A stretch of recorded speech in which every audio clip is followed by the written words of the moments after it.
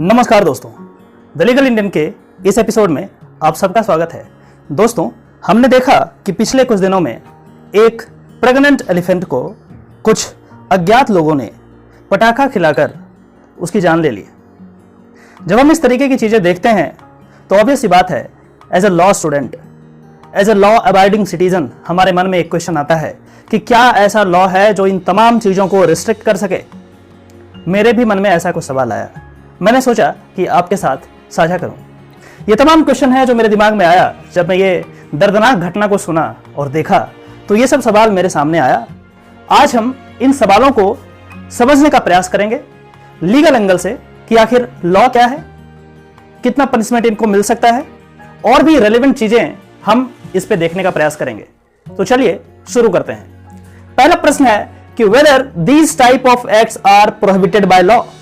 क्या ऐसा लॉ है जो इन तमाम चीजों को प्रोहिबिट करे कि हाँ भैया, आप किसी एलिफेंट को इस तरीके से नहीं मार सकते हैं, या फिर आप किसी और इंडेंजर्ड एनिमल को इस तरीके से नहीं मार सकते हैं। इन तमाम चीजों को हम इसी वीडियो में ध्यान से समझने का प्रयास करेंगे। आप इस वीडियो को अंत तक देखें ताकि जो भी रेलेवेंट चीज है वो आप सही तरीके से समझ पाए। दूसरा क्वेश्चन है कि यदि लॉ है, what are the laws if any. यदि लॉ है तो आखिर ऐसा कौन सा लॉ है। हम यहां पे डील करेंगे कि आखिर कौन कौन सा लॉ है ऐसा जो प्रोहिबिट करता है कि भैया आप ऐसा नहीं कर सकते, और यदि आप करेंगे तो इस तरीके का पनिशमेंट का प्रोविजन है। तीसरा है what may be magnitude of punishment. यदि पनिशमेंट है, यदि लॉ है, तो कितना पनिशमेंट। कहीं ऐसा नहीं कि आप बिल्कुल ट्रिवियल पनिशमेंट दे दो, 3 महीने का, 6 महीने का यदि जेल दोगे तो इतना बड़ा अपराध के लिए 3 महीना 6 महीने का जेल तो बिल्कुल उचित नहीं है मेरे हिसाब से। तो इन तमाम चीजों को हम देखेंगे। अगला है कि when hunting may be allowed. अब अगला जो क्वेश्चन है ये काफी इंपॉर्टेंट है। ये कहता है कि क्या कोई ऐसा सिचुएशन होगा जब हंटिंग या किलिंग ऑफ एनिमल अलाउड होगा। कुछ भी ऐसा प्रोविजन यदि लॉ में है तो हम उसको भी जानने का प्रयास करेंगे, और ऐसा प्रोविजन है हम इसको देखने का प्रयास करेंगे। अगला क्वेश्चन है, is there any special purpose when humans are allowed to kill endangered animals. ये कहता है कि क्या ऐसा कोई स्पेशल पर्पस है जहां पे जो ह्यूमन है, मानव हैं, वो एनिमल को मार सकते हैं। इसके बारे में भी प्रोविजन है हमारे लॉ में, हम इसे बाद में देखने का प्रयास करेंगे। तो चलिए हम एक एक करके इसे समझने का प्रयास करते हैं। पहला है कि relevant laws which prohibit these act. तो हां, हमारे पास लॉ है। कौन सा लॉ है? पहला है आईपीसी। आईपीसी के सेक्शन 429 में आप यदि देखेंगे तो आप पाएंगे क्या चीज है, हम बाद में बताते हैं आपको। दूसरा जो है वाइल्ड लाइफ प्रोटेक्शन एक्ट 1972 का हमारे पास एक्ट है, जिसमें वाइल्ड लाइफ प्रोटेक्शन की बातें की गई है, और जो भी इंडेंजर्ड एनिमल हो या फिर प्लांट्स हो, प्लांट के स्पीसीज हो, उसको प्रोटेक्ट करने की बात की गई है। इसको हम बहुत ही संक्षेप में देखने का प्रयास करेंगे। तो चलिए हम अब आगे देखते हैं कि आखिर मैग्नीट्यूड ऑफ पनिशमेंट क्या है। यदि हम सेक्शन 429 ऑफ आईपीसी पढ़ते हैं तो आप देखेंगे ये कहता है कि mischief by killing or maiming cattle etcetera of any value or any animal of the value ₹50। ये पुराना लॉ है हमारे पास। यदि हम इसके सेक्शन में जाते हैं तो आप पाते हैं ये कहता है कि whoever commits mischief by killing, poisoning, maiming or rendering any elephant, camel, horse, mule, buffalo, bull, cow or ox, whatever may be the value thereof, or any other animal of the value of ₹50 or upward shall be, यहां use किया गया है shall be punished with imprisonment of either description for a term which may extend to 5 years or with fine or with both। ये कहता है कि 5 साल तक की सजा आपको हो सकती है यदि आप किसी एलिफेंट को, यहां पे एलिफेंट एक्सप्लिसिटली मेंशन किया गया है, हम यहां पे एलिफेंट किलिंग की बात कर रहे हैं तो हम सिर्फ एलिफेंट के नजरिए से इसको देखेंगे। तो हां, 5 साल का प्रोविजन आईपीसी कहता है। फिर उसके बाद जो है इसमें थोड़ा सा और रिसर्च करते हैं। ये कहता है कि अप टू 5 इयर्स हो गया, फाइन भी हो गया, कॉग्निजेबल ऑफेंस है, ये संज्ञेय अपराध है, लेकिन ये बेलेबल ऑफेंस है, बेल दिया जा सकता है जो भी अक्यूज्ड हैं। फर्स्ट क्लास मजिस्ट्रेट इसको ट्राई करेंगे इसके मैटर को। आगे यदि बढ़ते हैं तो कहता है कि कंपाउंडेबल है by the owner of the cattle with the permission of the court. आप इसको कंपाउंड कर सकते हैं, इसमें समझौता कर सकते हैं। मतलब यह हुआ कि जो एक्यूज्ड है, जो बंदा इस तरीके का काम किया है, जो मारा है एनिमल को, वो कंपाउंड कर सकता है, वो समझौता कर सकता है। किसके साथ समझौता करेगा? वो उसके साथ समझौता करेगा जिसका एनिमल है, जिसका एनिमल मारा गया है, उसके साथ समझौता कर सकता है। ये तो रहा आईपीसी, लेकिन अब हम बढ़ते हैं एक स्टेप आगे और दूसरा जो लॉ हमारे पास है वाइल्ड लाइफ प्रोटेक्शन एक्ट 1972 का है। ये मोर रिसेंट है, इसमें अमेंडमेंट भी किए गए हैं और आईपीसी की यदि बात करेंगे तो ये 1860 का एक्ट है और ये 1972 का एक्ट है। करीब 100 साल का डिफरेंस है हमारे पास यहाँ पे दोनों एक्ट में। तो ऑब्वियस सी बात है कि ये जो एक्ट है हमारे पास वाइल्ड लाइफ प्रोटेक्शन एक्ट, ये ज्यादा स्ट्रिक्टेंट है। ये एनिमल को या प्लांट स्पीसीज को कंजर्व करने का प्रयास करता है और ज्यादा सख्त है आईपीसी के मुकाबले। तो चलिए हम इसको देखने का प्रयास करते हैं। यदि आप section 51 of wild life protection act 1972 देखेंगे तो यहाँ पे ये पनिशमेंट की बात करता है, ये पेनाल्टी की बात करता है। तो पेनाल्टी को तो हम बाद में अच्छे तरीके से देखेंगे, लेकिन अभी संक्षेप में आप समझिए कि ये जो एनिमल का डेथ किया गया है इसमें मिनिमम 3 इयर्स का सजा हो सकता है और ये अप टू बढ़कर के 7 साल तक का सजा हो सकता है। आप इसको विस्तार से देख सकते हैं जाकर के।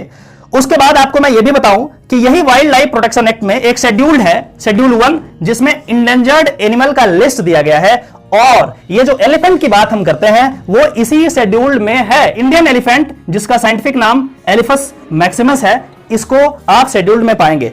मतलब ये हुआ कि शेड्यूल 1 में एलिफेंट का नाम दिया गया है और इसलिए यदि एलिफेंट का डेथ हुआ है तो ऑब्वियस सी बात है ये 51 का सेक्शन इन्वोक होगा और अप टू 7 इयर्स का पनिशमेंट इनको दिया जा सकता है। तो ये हुआ ओवरऑल ये जो पिक्चर है मैंने बताया। अब हम 3 बहुत ही इंपॉर्टेंट चीज को डील करने वाले हैं कि क्या ऐसा लॉ है जो ये कहता है कि आप ऐसा नहीं करें, कोई भी व्यक्ति एनिमल का डेथ नहीं करेगा, कोई भी व्यक्ति एनिमल का हंटिंग नहीं करेगा। आईपीसी में तो इस तरीके का प्रोविजन नहीं है जो प्रोहिबिट करता है कि आप ऐसा नहीं करें, लेकिन यदि आप वाइल्ड लाइफ प्रोटेक्शन एक्ट 1972 में देखेंगे तो इस तरीके का प्रोविजन आपको मिल जाएगा। यदि आप सेक्शन 9 देखेंगे, सेक्शन 9 कहता है प्रोहिबिशन ऑफ हंटिंग। ये क्या कहता है? हंटिंग को प्रोहिबिट करता है। ठीक है, ये कहता है कि नो पर्सन शैल, यहां फिर से यूज किया गया है shall, no person shall hunt any wild animals specified in schedule 1, 2, 3, 4 except as provided under section 11 and section 12। ये कहता है कि कोई भी पर्सन ऐसा नहीं कर सकता है, कोई भी पर्सन डेथ कॉज नहीं कर सकता है, हंट नहीं कर सकता है वैसे एनिमल को जो कि शेड्यूल 1, 2, 3, 4 में दिया गया है। लेकिन यहां पे एक प्रोवाइजो है, ये प्रोवाइजो कहता है except as provided under section 11 and section 12। मतलब ये हुआ कि 2 सेक्शन हमारे पास है, सेक्शन 11 और सेक्शन 12, जहां पे आप किसी भी एनिमल का irrespective of the fact that whether that animal is enlisted in schedule 1, 2, 3, 4 और नॉट, आप क्या कर सकते हैं? उसका डेथ कॉज कर सकते हैं। तो हम इसे जानने का प्रयास करते हैं कि आखिर ये 2 सेक्शन क्या कहता है। तो चलिए हम इसे समझने का प्रयास करते हैं। सेक्शन 11 कहता है कि hunting of wild animals to be permitted in certain cases. बोला कि कुछ ऐसे केसेस हैं जहां पे हंटिंग जो है, किलिंग ऑफ एनिमल है, वो जस्टिफाइड है, आप ऐसा कर सकते हैं। तो भैया कौन सा ऐसा चीज है, इसको समझने का प्रयास करते हैं। ये पहला कहता है कि if animal has become dangerous, क्या हो गया? खतरनाक हो गया एनिमल टू ह्यूमन लाइफ। मतलब यह हुआ यदि इंसान की जिंदगी के लिए कोई जानवर यदि खतरनाक हो गया है तो उसे क्या कर सकते हैं? उसे ह्यूमन मार सकता है, उसे किल कर सकता है, उसे हंट कर सकता है। दूसरा जो क्लॉज है यह कहता है कि डिसेबल्ड और डिजीज बियॉन्ड रिकवरी। यदि कोई ऐसा एनिमल जो कि डिजीज है, उसको कोई बीमारी हो गया है या फिर डिसेबल हो गया है, उसका कहीं एक्सीडेंट हो गया, कुछ प्रॉब्लम हो गया और वो बियॉन्ड रिकवरी है, उसको रिकवर नहीं किया जा सकता है मेडिकल साइंसेस को यूज करके, तो उस सिचुएशन में क्या होगा? उसका हंटिंग हो सकता है, उसको मारा जा सकता है, कोई इशू नहीं है। आगे देखते हैं, आगे कहता है killing in good faith in self defence of one self और ऑफ एनी अदर पर्सन। बोला कि सेल्फ डिफेंस में यदि आप चाहें तो किसी भी जानवर को मार सकते हैं, किल कर सकते हैं, कोई इशू नहीं है। लेकिन यहां पे एक टेक्निकल बात है, आप इसको समझिए। ये कहता है self defence of one self, खुद के सेल्फ डिफेंस के लिए, या फिर और ऑफ एनी अदर पर्सन, किसी और दूसरे के डिफेंस के लिए भी आप चाहें तो मार सकते हैं। मतलब आप ऐसे समझिए कि आप यहां पे खड़े हो, एक सामने वाला बंदा पे कोई एनिमल अटैक करने वाला है, आप देख रहे हो यदि वो एनिमल उस पे अटैक करेगा तो उसका डेथ हो सकता है, तो उस ह्यूमन लाइफ को बचाने के लिए आप चाहें तो अटैक कर सकते हैं उस एनिमल पे, उस एनिमल को मार सकते हैं और ये जस्टिफाइड माना जाएगा। चलिए अब सेक्शन 12 देखने का प्रयास करते हैं। सेक्शन 12 कहता है grant of permit for special purpose. Special purpose की बात करता है। ये सेक्शन 11 से बिल्कुल डिफरेंट है, एक जैसा लग रहा है लेकिन डिफरेंट है। ये कहता है कि कुछ ऐसा स्पेशल पर्पस जहां पे आप with the permission of wild life officers आप क्या कर सकते हैं? एनिमल का हंट कर सकते हैं, उनको किल कर सकते हैं। तो ये कौन से हालात हैं, इसको जानने का प्रयास करते हैं। पहला है एजुकेशन, शिक्षा के लिए यदि आप चाहें तो इस तरीके का काम कर सकते हैं। साइंटिफिक रिसर्च, यदि आपको साइंटिफिक रिसर्च करना है और एनिमल का रिक्वायरमेंट है तो आप परमिशन लेंगे वाइल्ड लाइफ प्रोटेक्शन ऑफिसर से और उसके बाद आप इसे हंट कर सकते हैं, इसको किल कर सकते हैं। अगला है साइंटिफिक मैनेजमेंट। Scientific management. ये दोनों सेम जैसा लग रहा है लेकिन बिल्कुल अलग है। साइंटिफिक रिसर्च तो रिसर्च हो गया, मैनेजमेंट की यदि बात करते हैं इसमें कुछ एग्जांपल है। ट्रांसलोकेशन, यदि एक जगह से दूसरे जगह यदि आप करना चाहें एनिमल को, उस सिचुएशन में हो सकता है। पॉपुलेशन मैनेजमेंट, यदि किसी पार्टिकुलर एनिमल का जो पॉपुलेशन है उसमें लगातार इंक्रीमेंट आ रहा है तो उस सिचुएशन में भी आप एक लिमिट तक उसको पॉपुलेशन को मैनेज कर सकते हैं। जू मैनेजमेंट में आप इसका यूज कर सकते हैं। और अगला है preparation of snake venom, anti venom जो बात हम करते हैं, for the manufacture of life saving drugs. तो एंटी वेनम जो होता है उसको बनाने के लिए आप चाहें तो सांप को मार सकते हैं, स्नेक वेनम उससे निकालने के लिए, तो ऐसा कर सकते हैं। तो इन सब प्रोविजन के जरिए मैं आपको लीगल एंगल समझाने का प्रयास किया हूं।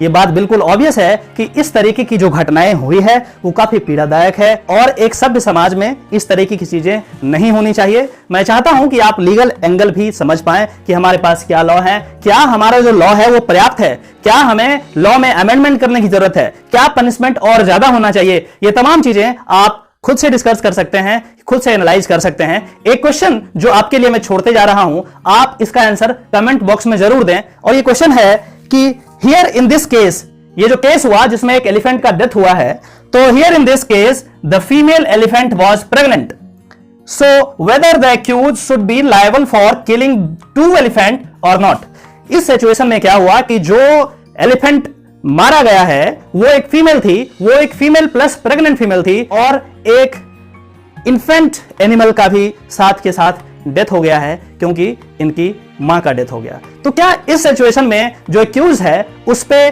किलिंग ऑफ 1 एनिमल लाइफ और किलिंग ऑफ 2 एनिमल लाइफ क्या हो सकता है? क्या इन पे 2 एलिफेंट को मारने का इल्जाम लगाया जाए या फिर सिर्फ एक एलिफेंट को मारने का इल्जाम लगाया जाए? आप इसका आंसर कमेंट बॉक्स में दें और लॉ के नजरिए से क्या हो सकता है इसको समझने का हम प्रयास करेंगे। तो चलिए फिर से मिलते हैं किसी और टॉपिक पे, तब तक के लिए नमस्कार। यदि आपको यह वीडियो पसंद आता है तो आप लाइक बटन हिट करें और सब्सक्राइब कर लें ताकि इस तरीके का जो भी लीगल इंफॉर्मेशन है आप तक समय पर पहुंच जाए।